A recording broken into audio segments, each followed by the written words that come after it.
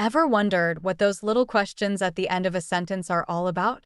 Well, let me tell you, they're called question tags.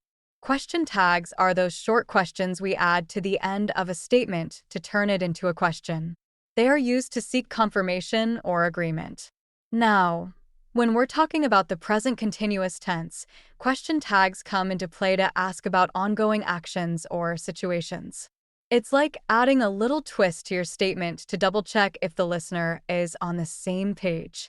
So, how do we structure a question tag in the present continuous tense? It's pretty simple. You start with your statement, then add an auxiliary verb, am, is, are, followed by the subject, and end it with a question mark.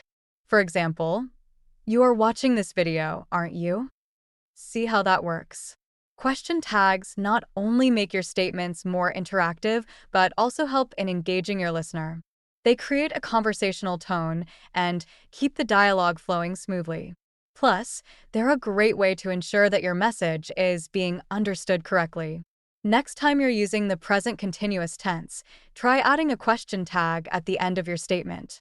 It's a small but effective way to make your conversations more dynamic and engaging. So, give it a go and see the difference it can make in your communication. Remember, practice makes perfect.